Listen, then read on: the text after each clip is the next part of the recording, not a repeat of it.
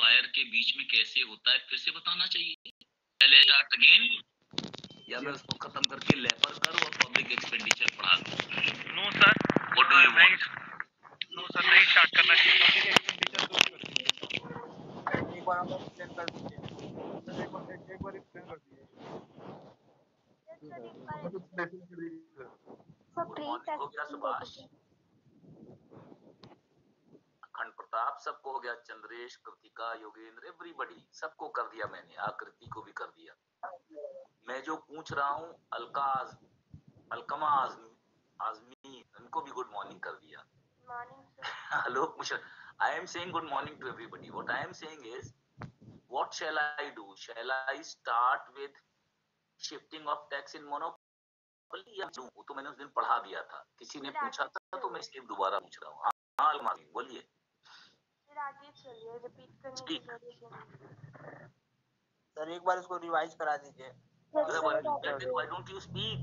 अलकमाज sir उस दिन समझ में आ गया था, आपने 2 बार बताया था, पब्लिक एक्सपेंडिचर ही पढ़ाइए। फिर आगे बढ़ाइए।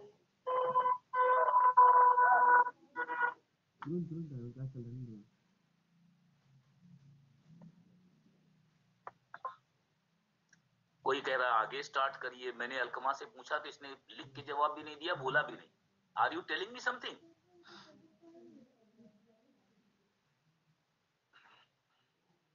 सर एक बार प्लीज फिर से रिपीट कर दीजिए। सर मैं एक क्लास ले रहा हूँ, इसके बाद आपको फोन करता हूँ, ठीक है? हाँ तुमने ही उस दिन भी कहा था, मैंने बाकी लोगों से पूछा तुमको अलग से पढ़ा दें कि हम सबको पढ़ा दें? सभी लोगों को थोड़ा थोड़ा पढ़ा पढ़ा दीजिए, एक बार स्टार्ट कर दीजिए। ठीक, फिर से शुरू कर देते हैं। हाँ अलकमा कह रही है आगे चलिए। Yes sir.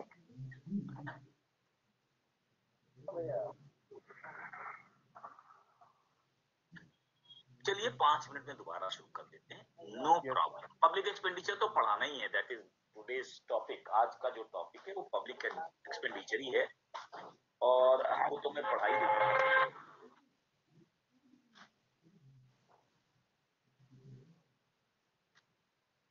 क्या क्या पढ़ा चुका था ये याद कर लूं। एनीवे चलिए, तो फिर मैं शेयर करता हूँ अपनी स्क्रीन, क्योंकि बिना स्क्रीन के वो डायग्राम तो नहीं बनेगा, या बाकी डायग्राम्स भी नहीं बनेंगे। व्हाट हैपेंड इज मैं पब्लिक एक्सपेंडिचर को फिर लेफर कर्व के बाद पढ़ाऊंगा, right? I will start Laffer curve first, because otherwise it will not be possible. तो I am presenting my screen. पिछली साल का याद करिए, मोनोपोली में प्राइस डिटर्मिनेशन कैसे होता है। हम लोगों ने मोनोपोली पढ़ना है, तो मोनोपोली की market system you know how it is done. There are 2 methods, one is known as total revenue, total cost method, right? The other is known as marginal revenue, marginal cost methods. Screen is there? आ गई screen? Yes sir. Yes sir. Yes sir. ठीक। तो monopoly में there are 2 methods. एक method कहलाता है which is known as total revenue total cost method. Total revenue total cost method में हम कहते हैं maximum profit will be at a point where the difference between TR minus TC is maximum. ये क्या कहलाता है? TR minus TC का method. तो हम लोगों ने कहा था कि total cost begins at a higher point, it decreases a little bit, and then finally it starts increasing. This is total cost, which is equal to total fixed cost plus total variable cost. फिर हम लोगों ने पढ़ा total revenue which starts from A 0, moves ahead and then finally cuts this line. This is known as total revenue. This point is called as break even point 1. This point is called as break even point 2. अगर हम इसको profit और loss नीचे दिखाएं तो हमेशा याद रखिए कि लॉस से शुरू होगा, इतना लॉस होगा, इतना लॉस होगा, तो it will start from loss. ये लॉस जो है कम होता जाएगा और इस पॉइंट के नीचे आते आते लॉस 0 हो जाएगा। इसके बाद ये प्रॉफिट बढ़ना शुरू होगा, प्रॉफिट बढ़ना शुरू होगा, और ये प्रॉफिट बढ़ने के बाद एक पॉइंट आएगा जिसके बाद ये फिर नेगेटिव हो जाएगा। तो ये क्या है, लॉस, और ये क्या है, लॉस, और ये हिस्सा है प्रॉफिट। प्रॉफिट कहां होता है, जहां TR is greater than TC. किस पॉइंट पर इक्विलिब्रियम होगा, हम लोगों ने बताया उस पॉइंट पर इक्विलिब्रियम होगा जहां दोनों की जो स्लोप है वो बिल्कुल बराबर होगी, और इस पॉइंट पर हमारा जो प्रॉफिट होगा वो मैक्सिमम होगा। तो the point where there is maximum profit, वो पॉइंट कौन सा होता है, जहां slope of the curve TR and TC are same. तो ये हमारा टोटल प्रॉफिट है। अगर लंप सम टैक्स लगेगा, if the tax is lump sum, एक बार में लगेगा, तो हमारा फिक्स्ड कॉस्ट बढ़ जाएगा, फिक्स्ड कॉस्ट विल इंक्रीज, क्योंकि वो एक बार लग गया तो सभी के लिए लग गया, तो fixed cost will move up. तो जो हमारी फिक्स्ड कॉस्ट की लाइन है नेचुरली वो कहां जाएगी, this is line of total revenue, इसकी बात नहीं कर रहे हैं हम लोग, फिक्स्ड कॉस्ट की लाइन की बात कर रहे हैं, जो ऐसे बढ़ेगी और बढ़ते बढ़ते फिर क्या होगी, ऐसे ही चली जाएगी। तो लंप सम टैक्स अगर लगेगा तो मैक्सिमम प्रॉफिट का पॉइंट अनचेंज रहेगा, क्योंकि बिल्कुल इसके पैरेलल लाइन बढ़ रही है, तो profit will remains law but the point will remain same, इसी पॉइंट पर होगा। तो हम लोग क्या कहते हैं कि अगर लंप सम टैक्स लगेगा तो मोनोपोलिस्ट, एकाधिकारी, टैक्स शिफ्ट नहीं करेगा, it will not shift tax. क्यों नहीं करेगा, अपने प्रॉफिट को जो पहले इतना ज्यादा था थोड़ा कम कर देगा, क्योंकि डिस्ट्रीब्यूट करने का मतलब होगा तो इसकी मार्केट डिस्टर्ब हो जाएगी। तो लंप सम टैक्स को हम किससे निकालते हैं, टीआर माइनस टीसी के डायग्राम से। अब हम लोग निकाल रहे हैं एमआर एमसी की लाइनें, और उसमें तरीका क्या होता है, बिल्कुल सिंपल होता है, जहां एमआर की लाइन एमसी की लाइन को नीचे से काटती है, that is the point of equilibrium. हम लोगों ने एआर और एमआर गिरता हुआ बनाया है, हमेशा मोनोपोली में गिरता ही होता है, यानी डिमांड कर्व ऑलवेज डिक्लाइन, जितना ज्यादा सामान बेचोगे उतना प्राइस गिरेगा। परफेक्ट कंपटीशन में स्ट्रेट लाइन होती है, लेकिन मोनोपोली में हमेशा इट डिक्लाइंस। तो this is AR curve and this is MR curve. We have this average cost curve, ये एवरेज कॉस्ट कर्व है जो किसी कॉस्ट पर चल रही है, this is average cost curve. This is marginal cost curve which cuts the average cost cut at the lowest point and then cuts the MR curve and moves ahead. This is MC curve. So this is the point of equilibrium जहां MC curve MR curve को नीचे से काट रही है. So this is the total quantity sold, OX0, and this is the price that is being determined. ये price determine हो गया, whatever it is, this is the price that is being determined, OPC.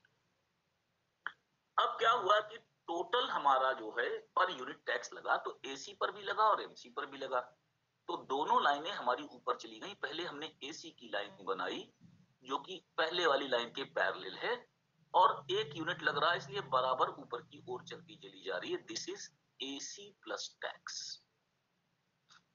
तो जब AC की line बढ़ी तो naturally MC की line भी बढ़ेगी, और एमसी की लाइन एसी की लाइन को सबसे नीचे काटते हुए चली जाएगी, कहीं ना कहीं पर मान लीजिए इसने ऐसे काटते हुए यहां पर काटते हुए चली गई। तो this is MC plus tax. जब टैक्स लगेगा तो नेचुरली टैक्स किसको देना पड़ेगा, सेलर को देना पड़ेगा, तो उसकी जो कॉस्ट है वो बढ़ जाएगी। अब अगर हम इस पॉइंट से जहां पर पहले एमआर बराबर एमसी थी, let this be as Z and let this point be R, तो अब अगर हम इन दोनों का अंतर देखें तो क्या फर्क पड़ेगा कि देखिए ये लाइन एआर को यहां पर काट रही है, यानी कि प्राइस को बढ़ा देगा थोड़ा सा मार्जिनलिस्ट या मोनोपोलिस्ट। लेकिन जैसे ही वो प्राइस बढ़ाएगा तो एआर लाइन थोड़ी पीछे की ओर हो जाएगी, तो निश्चित रूप से क्या होगा, उसकी थोड़ी डिमांड भी घट जाएगी फ्रॉम x0 टू x1। तो जो प्राइस बढ़ा है P1 से P0 का, ये जो प्राइस बढ़ा है इसको कौन देगा, कंज्यूमर देगा। तो कंज्यूमर कितना पार्ट बियर कर रहा है, consumer is bearing the tax equal to P1 P0, इतना टैक्स बढ़ गया। अब अगर हम इसको डिमांड में कन्वर्ट करें तो क्योंकि सिंगल सेलर है तो नेचुरली जो भी प्रॉफिट घटेगा इसका घटेगा, तो इसलिए जो प्रोड्यूसर बियर कर रहा है वो क्या बियर कर रहा है, जैसे इसने प्राइस बढ़ाया, डिमांड घटकर x0 से x1 हो गई, this is the loss of demand, because is the only seller. पहले 20 यूनिट बेचता था, अब 16 यूनिट बेच रहा है, तो इसको जो टोटल प्रॉफिट है यहां से कम हो जाएगा। प्राइस बढ़ाने से थोड़ा कंपनसेशन होगा, लेकिन वो हिस्सा यहां पर बढ़ जाएगा। तो इसको हम डायग्राम को यहां पर एक्सप्लेन करने की जगह कहां पर एक्सप्लेन करते हैं, अगर वैसे हम एक्सप्लेन करना चाहें मैथमेटिकली तो कर सकते हैं, क्योंकि हमारी लाइन कहां थी, पहले मार्जिनल कॉस्ट की हमारी लाइन कहां पर थी, ध्यान से देखिए, पहले मार्जिनल कॉस्ट की लाइन ये जा रही थी, अब ये जा रही, तो this is the total cost. इस टोटल कॉस्ट को दो हिस्सों में जब हम बांटेंगे तो एक हिस्सा चला जाएगा कंज्यूमर के पास और एक हिस्सा चला जाएगा प्रोड्यूसर के पास। तो जितनी डिमांड लॉस होती है, loss of demand is what the producer has to pay, producers burden of tax. और जो लॉस इंक्रीज इन प्राइस है, that is being paid by the consumer. Naturally ये भी डिपेंड करता है elasticity of supply and elasticity of demand पर, लेकिन इसको हम इलास्टिसिटी से कंपेयर नहीं कर पाएंगे। इसलिए नहीं कंपेयर कर पाएंगे क्योंकि यहाँ हम बना रहे हैं कर्वें, एमसीक्यू वगैरह की कर्व, हर पॉइंट पर इलास्टिसिटी अलग होगी, है ना। अगर हम स्ट्रेट लाइन बनाएं, यानी हम मार्जिनल कॉस्ट की लाइन को इस तरह बनाने की जगह दूसरे ढंग से बनाएं, ध्यान से देखिए, if we make it in a different manner, अगर हम इस ढंग से बनाते, थोड़ी देर के लिए देख लें कि हमारी एआर की लाइनें भी बिल्कुल स्ट्रेट लाइनें हैं, यानी उनकी हमको इलास्टिसिटी मालूम है और इसकी भी हमें इलास्टिसिटी मालूम है, तो AR is equal to M R. अगर हम AC is equal to MC की अगर हम एक फिक्स्ड कॉस्ट लाइन बना दें, यानी कॉस्ट बिल्कुल फिक्स्ड हो, तब अगर हम इसमें टैक्स लगाएंगे, तो ये हो जाएगी AC प्लस MC, नई लाइन जो होगी वो ये हो जाएगी। तो अब क्या होगा, देखिए, पहले जो थी लाइन वो यहां पर काट रही थी और ये प्राइस था, पहले जो लाइन थी वो यहां पर काट रही थी और ये प्राइस था और ये डिमांड थी। अब अगर हम देखें तो कहां पर काट रही है, देखिए ध्यान से कि now the new line is cutting at this place. तो ये जो प्लेस है, इससे क्या हुआ, प्राइस बढ़ गया और डिमांड घट गई। तो टोटल अगर हम टैक्स को देखें, टैक्स कितना लगा है, this is the total amount of tax, ये पूरा टैक्स है। इस टैक्स का ये हिस्सा और ये हिस्सा मिलाकर ये इसके बराबर हो गया। टोटल टैक्स कितना है, RM। अब इसको हमको इक्वल ट्रायंगल से बराबर करने की कोशिश करनी पड़ेगी। ये प्राइस इंक्रीज है, जो हिस्सा RM में से कहां चला गया, प्राइस कंज्यूमर के पास, और ये हिस्सा चला गया उसके पास। तो फिर हमको क्या करना पड़ेगा, इस ट्रायंगल की इक्वलिटी निकालनी पड़ेगी इस ट्रायंगल से। तो इन दोनों ट्रायंगल्स को जब हम इक्वल ट्रायंगल बनाएंगे, क्योंकि ये 90 डिग्रीज है, ये 90 डिग्रीज है, दोनों को एक ही लाइन से काटा जा रहा है, तो ट्रायंगल्स इक्वल हो जाएंगे, तो हम निकाल पाएंगे कि इसकी ये लाइन इसके बराबर होगी और इसकी ये लाइन इसके। इतना बताने की जरूरत, क्योंकि हम लोग जनरली कॉस्ट कर्व्स वगैरह को कैसे बनाते हैं, बढ़ती हुई बनाते हैं, तो हम लोग सिंपल लिख देते हैं, whatever is the price increase is borne by the consumer and whatever is the decrease in demand is borne by the producer, because there is only one producer, there are no other producers। ठीक है, छोड़ दे।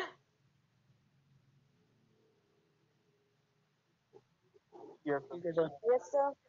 ठीक है, now we come to Laffer curve।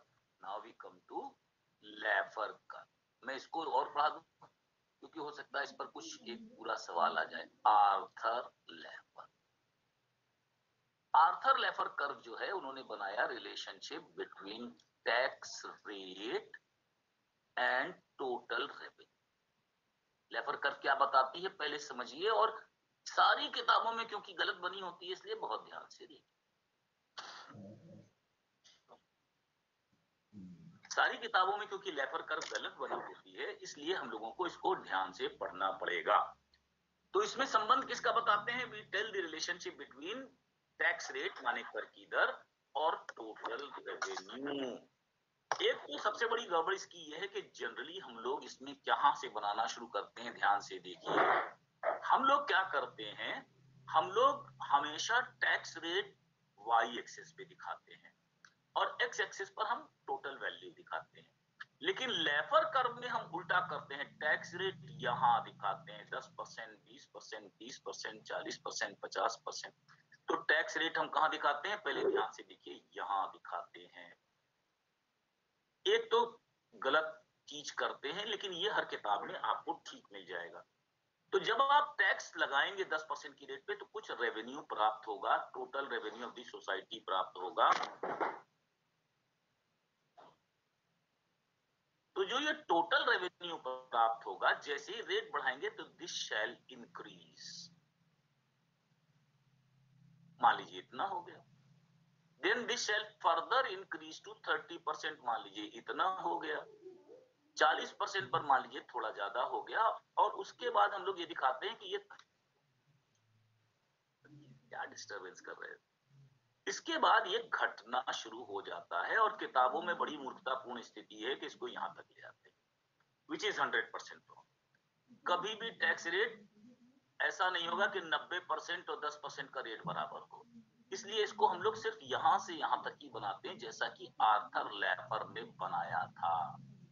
Arthur लैफर कहते हैं कि with the increase in tax rate the total revenue from taxes of the government increase in the beginning reach a maximum at any point। से यहां पर हमने 40% लिया, लेकिन हम लोग इसको डिस्कस करें कि क्यों लिया, और उसके बाद इट स्टार्ट्स डिक्लाइनिंग, है ना। और ये जो डिक्लाइन करता है इसको हम यहीं पर छोड़ देते हैं, बहुत नीचे नहीं ले जाते। ये लेफर कर्व यहां से शुरू होकर यहां तक आनी चाहिए, जो किताबों में यहां तक बनी हुई है, पहली तो ये गलत है ना, दिस इज रॉन्ग। तो पहले तो लेफर कर्व के बारे में जान लें। लेफर कर्व क्या बताता है कि टैक्स रेट बढ़ने से जो टोटल रेवेन्यू है वो शुरू में बढ़ता है, रीचेज ए पीक, किसी एक पॉइंट पर पीक आ जाता है, कहां आता है वो भी हम लोग डिस्कस करें, और इसके बाद ये घटने लगता है। फिर किताबों में जो कारण दिए हैं वो भी बड़े मजेदार कारण दिए हैं, जिनको आपको ध्यान से देखना पड़ेगा। Actually, there are 4 reasons given by Leper himself। उसने 4 कारण बताए थे कि क्यों ऐसा होता है। सबसे पहला कारण तो उसने ये बताया था, ध्यान से देखते जाइए, कि जब हम टैक्स की रेट बढ़ाते हैं तो people might try to avoid taxes. Taxes और अवॉइडेंस, ध्यान से दोनों शब्दों का अंतर समझ लीजिए। अवॉइडेंस एक लीगल प्रोसेस है, लीगल प्रोसेस माने, और एक होता है इवेजन, कर चोरी। अवॉइडेंस माने हम टैक्स को अवॉइड करने की कोशिश करते हैं, इवेजन माने कर चोरी करने की कोशिश करते हैं। This is illegal, this is purely legal. Tax avoid कैसे कर सकते हैं इसके बारे में हम लोग चार्टर्ड अकाउंटेंट से सीखेंगे। बहुत सारे रूल्स एंड रेगुलेशंस को हमको नहीं पता होता, उनका इस्तेमाल हम लोग करते हैं, लेकिन जरा देखिए कि उन्होंने आगे इसको क्या बताया। जैसे एक तरीका ये हो सकता है, मैं आपको कई तरीके बता रहा हूं जो उन्होंने खुद बताए। जैसे एक तरीका होता है ब्रेन ड्रेन। आप सोचिए कि अगर आपके देश में ज्यादा टैक्स लग रहा है तो जो बहुत ज्यादा इनकम पाने वाले लोग हैं या बहुत अच्छी प्रॉपर्टी या इंडस्ट्री बनाने वाले लोग हैं वो दूसरे देशों में भाग जाएंगे जहां पर टैक्स की रेट कम होगी। तो नेचुरली क्या होगा कि आप टैक्स रेट बढ़ाएंगे तो जो आपके सबसे हाई टैक्स पेयर्स लोग हैं they will try to move away from the country, वो वहां से भाग जाने की कोशिश करेंगे। ये पहला कारण है जिसकी वजह से आपको टोटल टैक्स इनकम कम मिलेगी। दूसरा कारण होता है लेबर पॉलिसी या लेबर मार्केट में आने वाले चेंजेस। लेबर मार्केट में एक चेंज ये आता है कि लेबर मार्केट में जो इंडस्ट्रियल जो कंपनी होती है वो क्या करती है कि आपको एक इनकम जो देती है वो तो ऐसी देती है, इसे टैक्सेबल इनकम कहते हैं। टैक्सेबल इनकम माने जिसको उसने आपकी इनकम के रूप में दिखाया। बाकी चीजों को आपको काइंड्स के रूप में देना शुरू कर देती है, जैसे उसने आपको वर्दी देना शुरू कर दिया मान लीजिए, या आपको खाने के कूपन्स देना शुरू कर दिया, या आपको लंच ही प्रोवाइड करना शुरू कर दिया, या आपको ट्रांसपोर्ट देना शुरू कर दिया, नतीजा क्या होगा कि लेबर मार्केट में जो एम्प्लॉयर्स होंगे वो अच्छे वर्कर्स को अपने यहां रखने के लिए what they would do is they will pay such things जो टैक्सेबल नहीं होंगी, और ये देखिए टैक्स अवॉइडेंस हो जाएगा। एक और कारण भी हो सकता है, वो ये कि जब लोग देखें बहुत ज्यादा टैक्स है तो दे माइट प्रीफर लेजर। वो सोचे कि क्यों काम करें, इतना हम 8 घंटे काम करते हैं, हम 6 ही घंटे काम करेंगे, थोड़ी इनकम कम पाएंगे, तो क्या होगा कि हमको कम टैक्स रेट पे जाना पड़ेगा।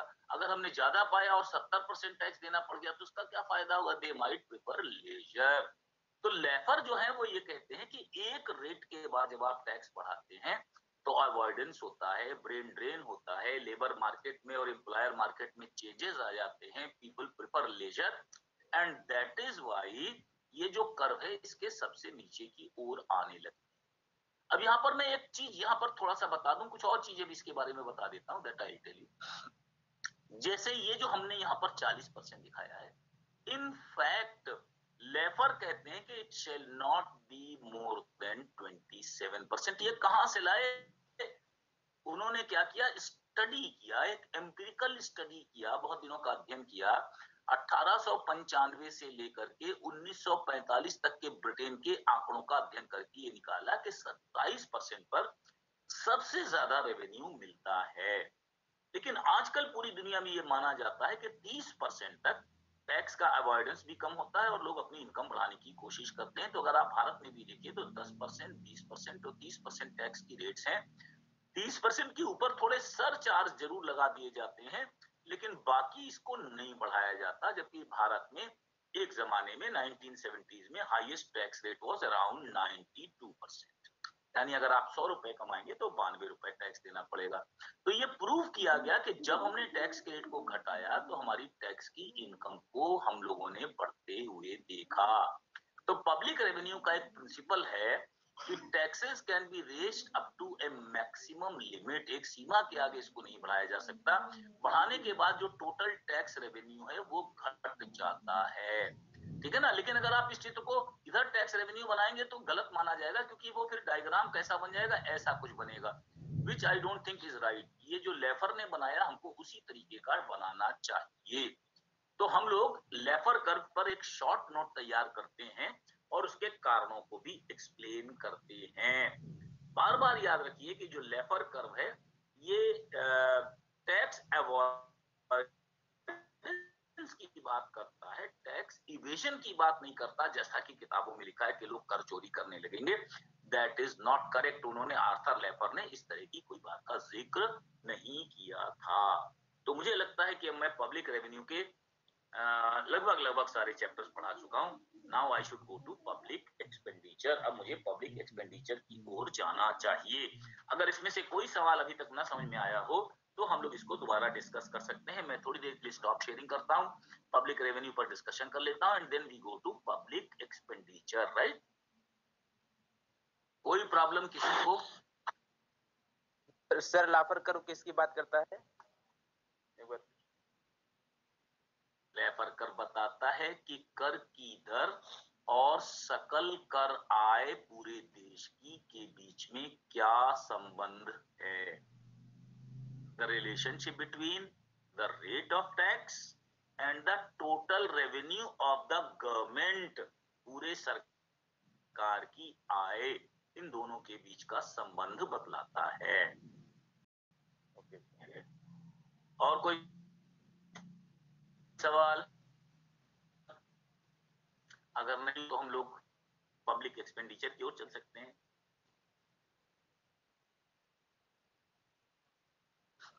We can move towards public expenditure. वो छोटा टॉपिक है, इस पर भी एक सवाल आ जाता है, इसलिए मैं सोच रहा हूं पब्लिक एक्सपेंडिचर कवर कर लूं, जैसा आप लोग बताएं। Yes sir. जी, डन। फिर से मैं अब शेयरिंग शुरू करूंगा ताकि आप लोगों को समझ में आने लगे। No problem, I will present myself. मैं पब्लिक एक्सपेंडिचर की 5-6 चीजें बताऊंगा जिस पर सवाल आ सकता है। थोड़ा जल्दी बताऊंगा क्योंकि इस पर जो सवाल आता है मैं कई बार अपने बच्चों को बताता हूं, उसमें बहुत ज्यादा हम लोगों को क्या नहीं करना चाहिए वो समझिए। जब भी क्वेश्चंस आए तो हम लोगों को प्रेफरेंस ये देना चाहिए कि हम लोग ऐसे सवाल करें जिसमें थोड़ा सा डायग्राम्स हो या थोड़ा सा कैलकुलेशंस हो, तो हमें थोड़े मार्क्स ज्यादा मिलते हैं। पब्लिक एक्सपेंडिचर में ज्यादातर जो सवाल होते हैं वो थियोरिटिकल होते हैं, और उनमें से कुछ ऐसे सवाल होते हैं जिन पर हम लोग बहुत देर तक लिख सकते हैं, इसलिए वी डोंट डिस्कस देम, हम उनको बहुत ज्यादा डिस्कस नहीं करते हैं, आप लोगों के लिए छोड़ देते हैं।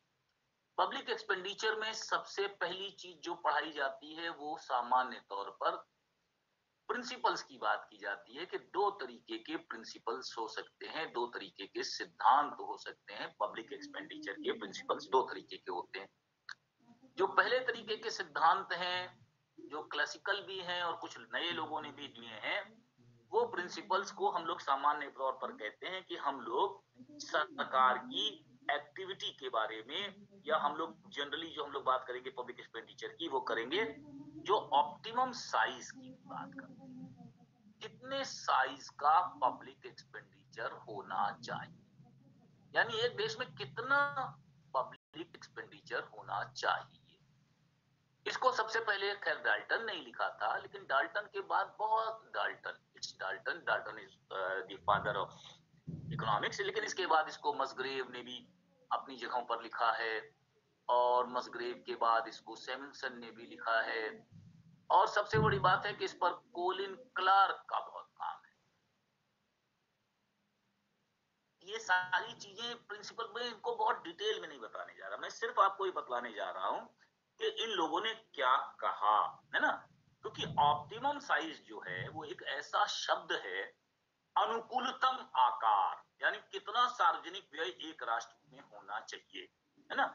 इस अनुकूलतम आकार की कोई परिभाषा किसी देश की परिस्थितियों पर भी निर्भर करती है। अगर देश की आय कम है तो सरकार क्या करे, ज्यादा है तो क्या करे।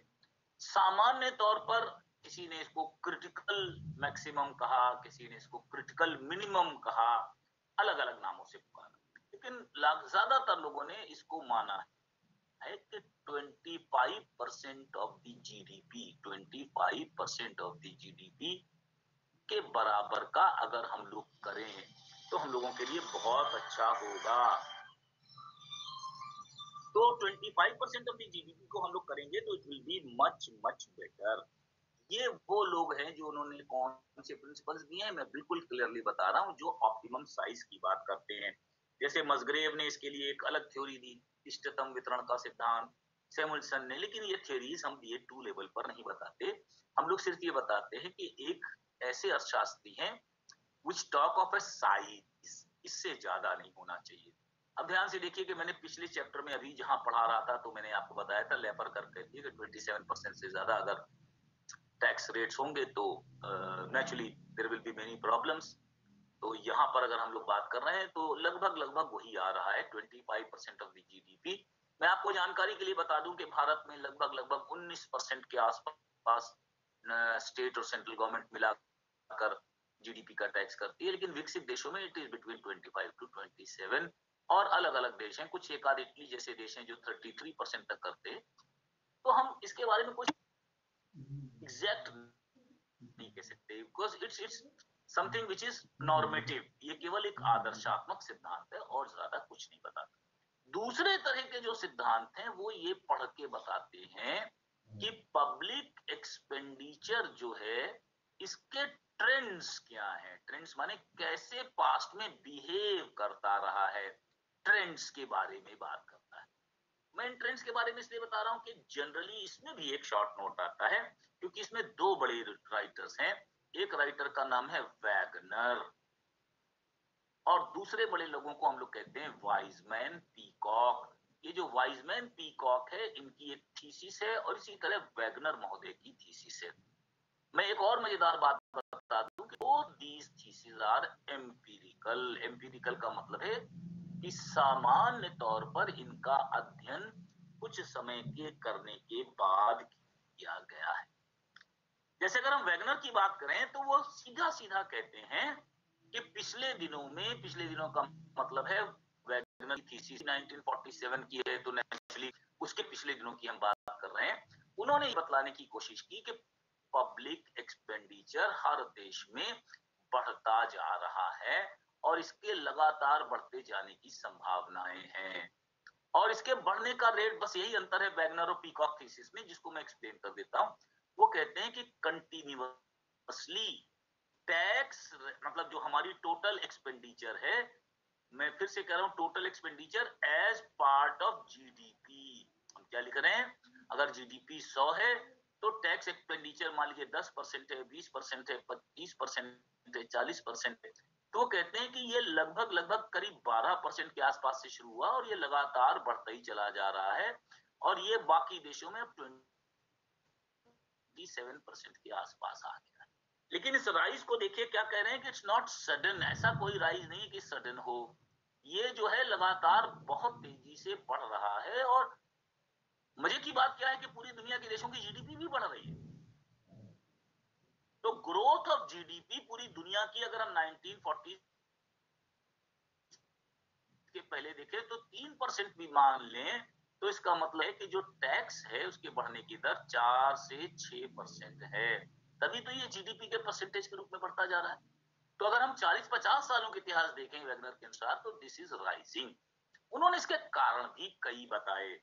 पहला कारण तो उन्होंने बताया कि एडमिनिस्ट्रेटिव एक्सपेंडिचर बहुत बढ़ता जा रहा है।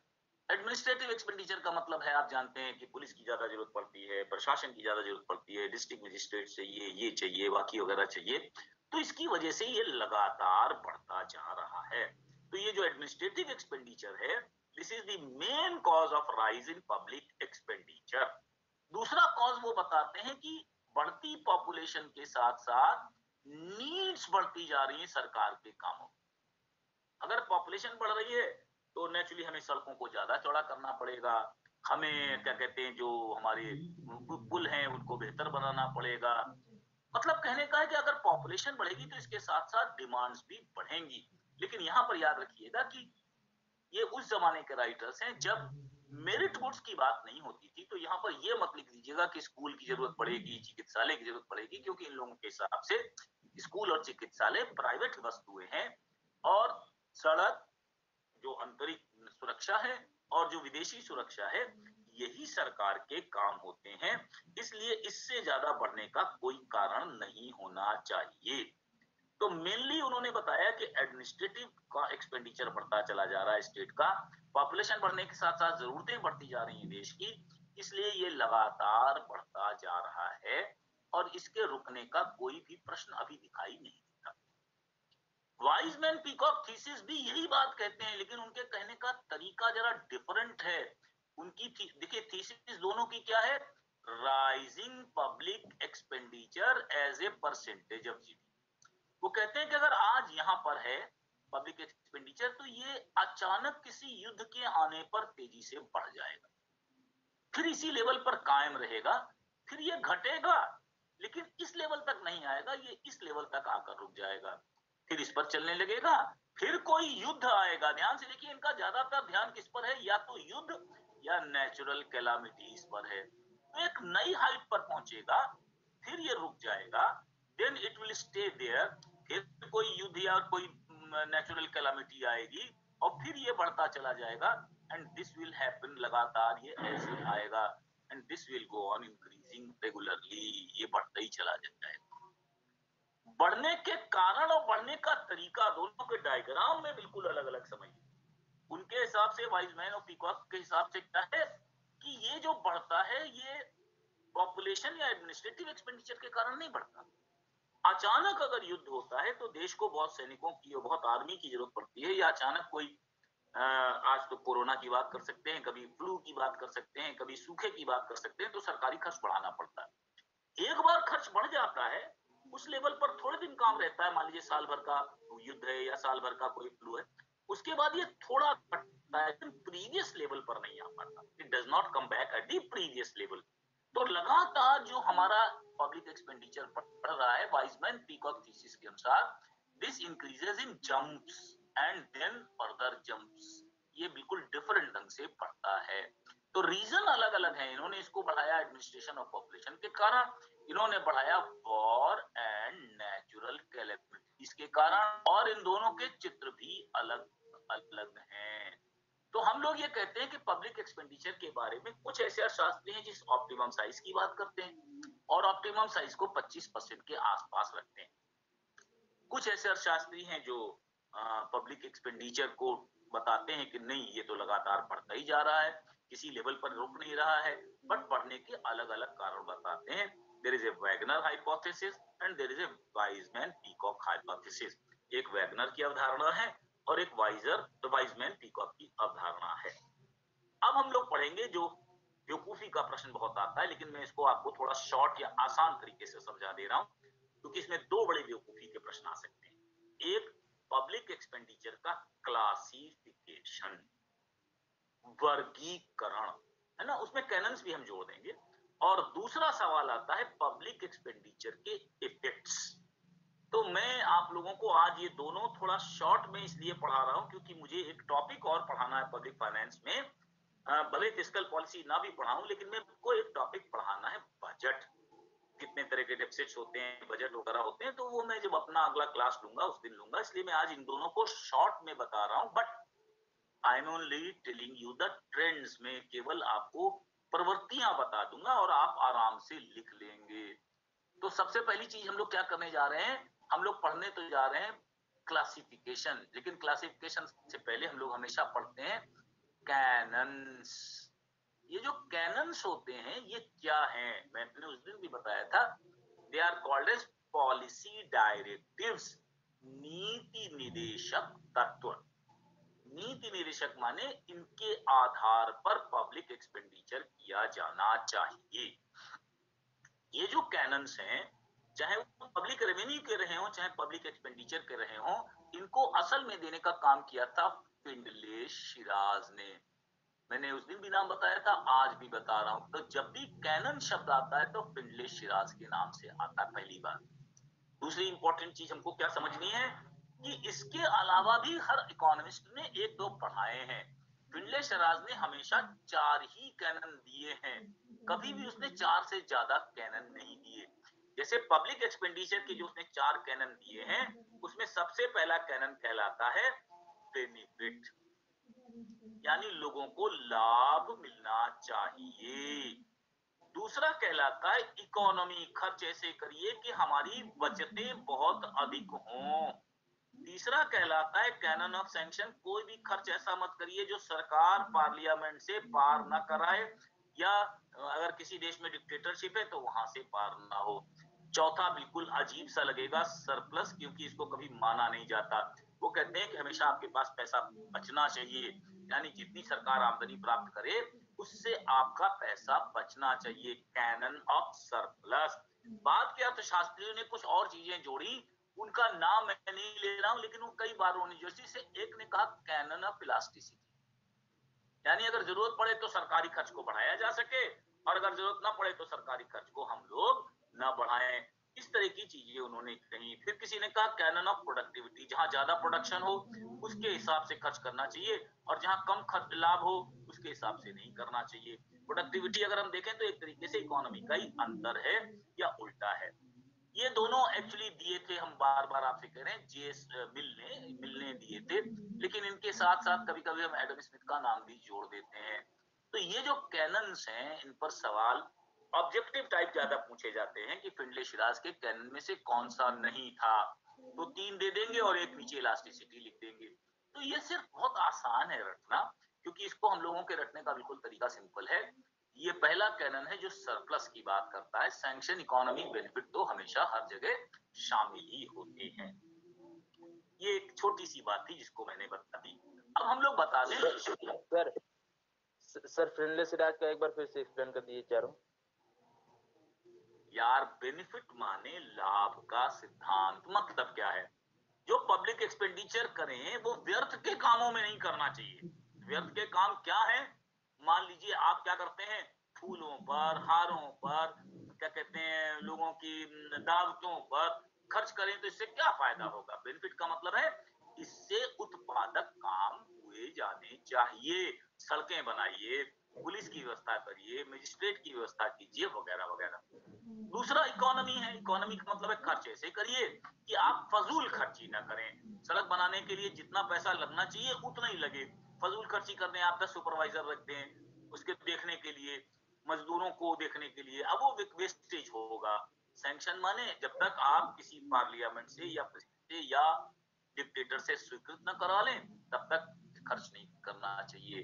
और सरप्लस तो और भी सीधा है, वो कहते हैं कि हमेशा सरकार के पास कुछ पैसा बचा रहना चाहिए इमरजेंसीज के लिए, कभी भी इमरजेंसीज आ सकती है, इसलिए सरकार के पास सरप्लस यानी आधिक्य होना चाहिए, यानी पब्लिक रेवेन्यू जो है वो पब्लिक एक्सपेंडिचर से ज्यादा होना चाहिए या पब्लिक एक्सपेंडिचर पब्लिक रेवेन्यू से कम होना चाहिए।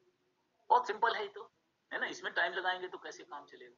चलिए अब मैं चलता हूं आपको क्लासिफिकेशन के बारे में बताने। क्लासिफिकेशन का मतलब है we are talking of classification of public expenditure. भाई आ जा यार, आज ये पेंसिल खराब हुई। क्लासिफिकेशन है कि हम वर्गीकरण करेंगे कि पब्लिक रेवेन्यू को कैसे बांटें। अब ये सवाल इतना पुराना है, पुरानी किताबों में तो ये बहुत लिखा जाता था, अब भी कभी कभी आ जाता है, तो मैं आपको ये बता दूं कि कम से कम आपको क्या करना है। मैं बहुत सिंपल तरीके से समझा दूंगा कि इन लोगों का वर्गीकरण जरूर लिखना है। पहला नाम मैंने लिखा निकलसन, दूसरा नाम मैंने लिखा प्लेहन, तीसरा नाम मैंने लिखा डाल्टन, ये फादर ऑफ इकोनॉमिक्स। एक हम लोग चाहते हैं कि आप जेके मेहता का जरूर लिखें, और इसके अलावा एक कोई और लिख दे जो आपकी मर्जी आए। मैं प्रेफरेबली उर्सुला हिक्स का लिखता हूं, लेकिन अगर आपकी मर्जी आए तो आप किसी और का भी लिख सकते हैं, मिल का लिख सकते हैं, वेस्टिबल का लिख सकते हैं, किसी का भी लिख सकते हैं। कम से कम 5 क्लासिफिकेशन लिखेंगे तो आपका क्वेश्चन अपने आप कंप्लीट हो जाएगा। ये क्यों बता रहा हूं, क्योंकि इनको लिखना आसान है, इनको समझना आसान है। इसमें डाल्टन और मेहता साहब क्यों आ गए? डाल्टन साहब इसलिए आ गए क्योंकि इन्होंने फादर ऑफ पब्लिक फाइनेंस कहा जाता है, मेहता साहब इसलिए आ गए क्योंकि हमारी यूनिवर्सिटी के हैं। उर्सुला हिक्स एक महिला का नाम हमने दिया है, आप ना रखना चाहे ना रखें, लेकिन असल में देखा जाए तो क्लासिफिकेशन निकलसन और प्लेहन के ही अच्छे माने जाते हैं। ये आधार है, यानी सार्वजनिक व्यय का वर्गीकरण करने की हम बात करते हैं। तो समझ जाएगा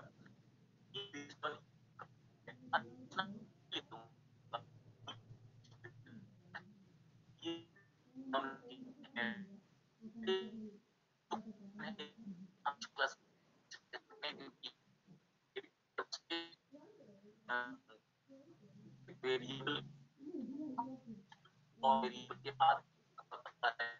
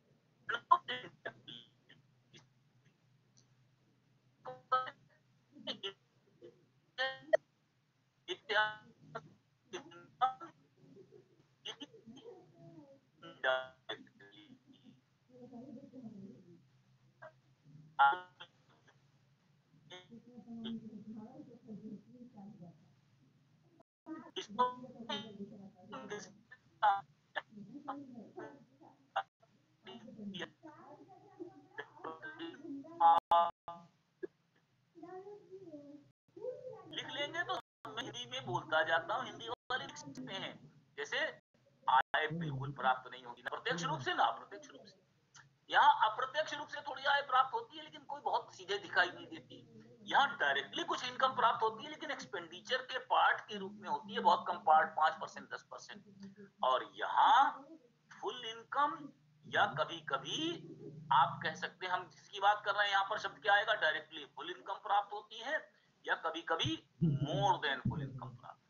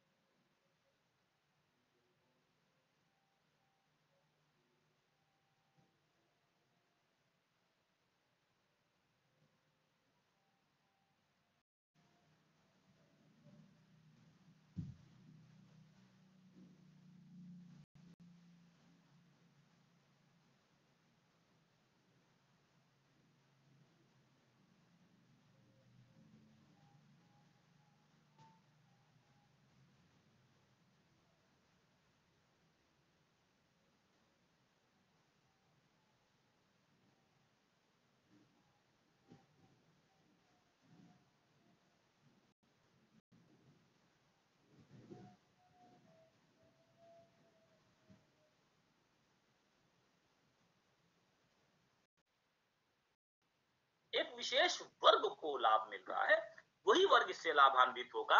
ऐसे खर्चे जो किसी विशेष वर्ग को लाभ प्राप्त करते हैं, चाहे वो महिला वर्ग हो चाहे कोई हो, उनको ये मिलने की बात होती है। लेकिन यहाँ हमने क्या कहा, वर्ग, फिर हम क्या कह रहे हैं, स्पेशल पीपल, वो अलग हो गए। जैसे हमने कहा विकलांग है ना, फिजिकली डिसेबल्ड, तो ये जो लोग हैं ये एक विशेष किस्म के लोग हैं जिनको ये लाभ मिलेगा, है ना।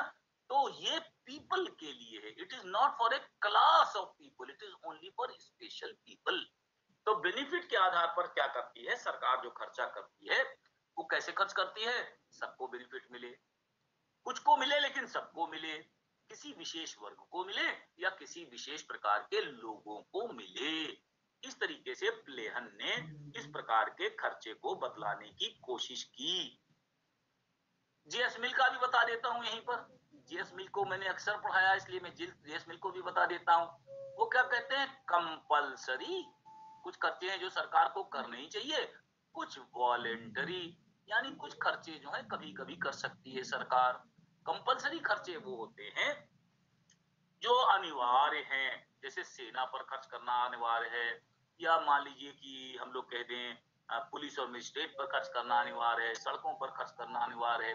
वॉलेंट्री हेल्थ पर करें, एजुकेशन पर करें, तो इन्होंने कंपल्सरी और वॉलेंटरी के रूप में इन्होंने बांटने की कोशिश की। डाल्टन तो मैंने कहा था आप लोग हमेशा लिखिएगा, डाल्टन को मैंने कहा है आप लोग हमेशा लिखिएगा। डाल्टन ने बिल्कुल सिंपल सिंपल बांटा, ग्रांट एंड प्राइसेस। अब बिल्कुल ये देखिए, अगर आप पहला वाला अगर आपको याद हो तो बिल्कुल आसानी से पता चल जाएगा। ग्रांट माने जहां सरकार खर्च कर दे, अनुदान जो वापस ही ना आए। प्राइसेस माने जहां पर सरकार आपसे पैसे लेकर काम करे। ये क्या है, इसके लिए क्या शब्द उन्होंने इस्तेमाल किया, नो क्यो प्रो क्यो। सरकार ने खर्च किया, बदले में आपको कुछ नहीं मिलने वाला। यहाँ क्या है, क्यो प्रो क्यो, आपको किसी विशेष सुविधा के लिए आपसे लिया गया। तो ऐसा खर्च जो प्राइसेस के रूप में होता है, जो पूरा मिले आधा मिले चौथाई मिले से मतलब नहीं है, लेकिन जो किसी चीज के बदले में होता है। जैसे आप रोड टैक्स देते हैं तो कहां पर देते हैं, जैसे टोल चार्ज देते हैं तो कहां पर देते हैं, यहाँ इस्तेमाल कर रहे हैं इसलिए हम इसका टोल दे रहे हैं। हम चेन्नई का टोल तो नहीं देते, हम पूरी दुनिया का टोल तो नहीं देते। तो रोड टैक्स एक जनरल टैक्स है, उससे हम कहीं भी जा सकते हैं। टोल टैक्स कैसा है, प्राइसेस के आधार पर है। एक कैसा खर्च हो गया, ग्रांट, सड़क बनाने पर खर्च हो गया, आर्मी पर खर्च हो गया, वगैरह वगैरह वगैरह। तो ये सारे खर्चे को उन्होंने क्या कहा, ग्रांट और प्राइसेस। मैंने कहा था मेहता साहब का लिख लीजिएगा, मैंने शायद जिक्र किया था, मेहता साहब हमारे देश के बड़े प्रसिद्ध अर्थशास्त्रियों में से हैं, उन्होंने लिखा था इसको कांस्टेंट एंड वेरिएबल। कुछ खर्चे ऐसे हैं जिनका संबंध डिमांड से नहीं होता, जैसे सरकार को देश की सुरक्षा पर खर्च करना ही होगा। Government has to spend on naturally the defence. इसकी जो साइज है वो इस पर नहीं निर्भर करेगा कि कितने लोगों की डिमांड है। अगर 10 लोग बढ़ गए, 15 लोग बढ़ गए, 20 लोग बढ़ गए, तो इसके ऊपर इसका कोई फर्क पड़ने वाला नहीं। और वेरिएबल वो हैं जिनका संबंध किससे होता है, डिमांड से होता है। पॉपुलेशन बढ़ गई तो रोड बड़ी करनी पड़ेगी, ज्यादा बनानी पड़ेगी, है ना। इसका एग्जांपल समझ लीजिए, जैसे पोस्ट ऑफिस है तो पोस्ट ऑफिस तो आप एक बना देंगे, ये कॉस्ट कांस्टेंट एक्सपेंडिचर हो गया। लेकिन पोस्टमैन कितने चाहिए डिपेंड करेगा कितनी डाक आ रही है। तो postman variable expenditure, post office constant expenditure. इसी तरह कांस्टेंट एक्सपेंडिचर हमारे किसी चीज पर हो सकते हैं, डिमांड से अगर वो वेरी कर रहे हैं तो उनको हम वेरिएबल पब्लिक एक्सपेंडिचर कहते हैं। ये एक और तरीका हो गया। मैंने आपसे बताया कि मैं 4-5 बता देता हूँ, यही 4-5 लिख दीजिएगा और इससे हमारा काम लगभग चल जाएगा। ज्यादा लिखने की जरूरत नहीं है। उर्सुला हिक्स का लिखना चाहे लिखिएगा, न लिखना चाहे न लिखिएगा, लेकिन इस तरह के सवाल, फर्स्ट चीज मैंने बताई है, ट्राई नॉट टू अटेम्प्ट। हमको अगर कोई ऐसे सवाल मिले जिनमें बड़ा स्पेसिफिक चीजें लिखनी होती हैं तो वो हमारे लिए बेहतर होता है। ऐसे सवालों को हम इस्तेमाल नहीं करते जिसमें हमको कोई स्पेसिफिक चीज लिखनी नहीं होती, जिसमें हम जनरली जो चाहे लिखते चले जाएं या जितनी देर लिखते चले जाएं वो हो जाता है। और इसके बाद मैंने आपसे पढ़ाया था कि मैं बताऊंगा पब्लिक एक्सपेंडिचर का इफेक्ट या इम्पैक्ट। बड़ी मुश्किल है, टाइम तो हो गया दूसरे क्लास का। तो बच गया।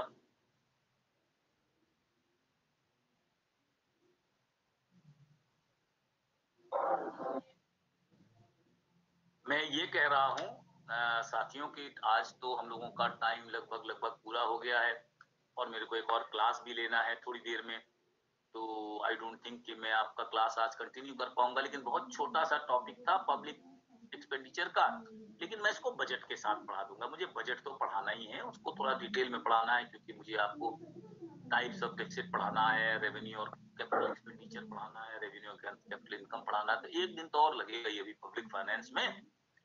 तो हम लोग क्यों जल्दी करें, आराम से करते हैं। अभी तो आपके इम्तिहान की डेट भी नहीं आई है और हम लोग आराम से कर लेते हैं। ठीक है, डेट आ गई, डेट आ गई सर डेट आ गई। मई क्या यार, इतना तो हमें भी मालूम है। डेट हमारे पास पहले आती है तब तो लोगों के पास आती है। मैं कहाँ कह रहा हूँ नहीं डेट आई, लेकिन मई के अंत में है ना आपकी परीक्षा, अभी तो नहीं है। और 12 अप्रैल से स्टार्ट। इम्तिहान 12 अप्रैल से स्टार्ट है यार। हमें अर्थशास्त्र की बात केवल करेंगे, इकोनॉमिक्स की बात इकोनॉमिक्स सर, इकोनॉमिक्स का स्टार्ट है 12 अप्रैल से। और अभी आज हम लोग फरवरी में चल रहे हैं, 12 तो मार्च मई है में कि 12 मई है। 12 मई है। 12 मई है। 12 मई से बीए पार्ट 2 है और 26 मई से बीए पार्ट 3 है। मुझे मालूम है, कोई जल्दी नहीं है, लेकिन मुझे पढ़ाना तो है ही। 12 अप्रैल से पहले क्यों, मैं तो 1 अप्रैल से पहले ही खत्म कर दूंगा। 1 अप्रैल क्यों, होली खेलेंगे हम तो 26 मार्च से पहले खत्म कर देंगे। तो हमारा काम जो है हैं? क्या बोले अतुल? रिपीट कर दीजिएगा जो ना समझ में आ रहा है सर, कुछ रिपीट कर देंगे दीजिएगा जो ना ऐसे समझ में आ मालूम रहा तुमको क्या समझ में नहीं आया अतुल यादव? आज तो हम इतना आसानी से सब चीज पढ़ा रहे थे। चलिए कोई बात नहीं, आज तो फिलहाल हम सर, आज वाला आया समझ। आज आ गया ना। जी हाँ बोलो साक्षी। सर जैसे ट्रक की लमसम टैक्स सकता है तो वो एक बार में लग जाता है। इसके अलावा अगर वो रोड पे जाते हैं, मतलब नेशनल हाईवे पे जाता है, तो उसको टोल टैक्स भी देना पड़ेगा ना सर? बेटा ट्रक पर जो टैक्स लगा वो अलग हो गया है ना। Yes sir. जैसे कार पर हमने कोई कार खरीदी तो हमको टैक्स देना पड़ेगा, लेकिन कार अगर हम सड़क पर चलाएंगे तो हमको टैक्स देना पड़ेगा कि नहीं देना पड़ेगा? सर कार पे भी लमसम टैक्स लगेगा? कार हो कार पे तो लमसम। जितने भी बेटा व्हीकल होते हैं उनका ये अंदाज नहीं होता कि वो कितनी दूर चलेंगे। कोई कार जो है बहुत ज्यादा चलती है, कोई कार कम चलती है, तो टैक्सी का रेट अलग होता है, जनरल पब्लिक का रेट अलग होता है, पहली बात। दूसरी बात, जनरल पब्लिक में भी हम लोग कुछ लमसम टैक्स तो लेते ही हैं। लमसम टैक्स माने जहां हम मेजर ना कर सके। पान की दुकान है कि नहीं, अब इस पर तो लमसम ही टैक्स लगेगा। कितना पान बिका कौन नापेगा, कैसे होगा? होटल नेत्राम की दुकान पर कितने लोगों ने कचौड़ी खाई, कैसे लगेगा, कुछ नहीं पता चलेगा। तो बेटा कमोडिटी पर टैक्स, जैसे मान लीजिए हमने लिया पेन, तो गिन के आए पेन हमने कर दिया, लेकिन ये कैसे मालूम कि एक दिन में कितनी कचौड़ी बिकी? That's not possible. तो मिठाई पर, कचौड़ी पर, इन चीजों पर क्या होता है जिसमें मेजरमेंट नहीं होता, उन सब पर लमसम टैक्स लगता है।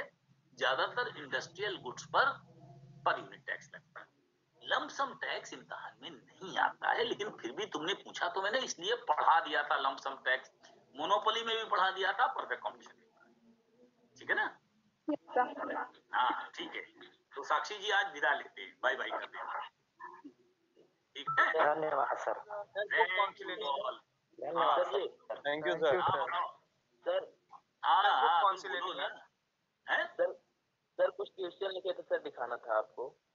अरे यार ये सब काम बाद में देखेंगे, अभी रुक जाओ, पहले पढ़ा तो लेने दो। अभी तो बैंकिंग भी पढ़ानी है, सर कुछ पब्लिक फाइनेंस खत्म नहीं होगा ना। खत्म होने तो पहले पब्लिक फाइनेंस खत्म होने। बुक हम तो कभी बुक के बारे में बात ही नहीं करते हैं। इकोनॉमिक्स हम पहले पिछली साल पढ़ाए हैं माइक्रो इकोनॉमिक्स में। न्यूनतम त्याग अधिकतम संतुष्टि, जेब में पैसा देखो, किताब की दुकान पर जाकर जो अच्छी लगे वो खरीद लो।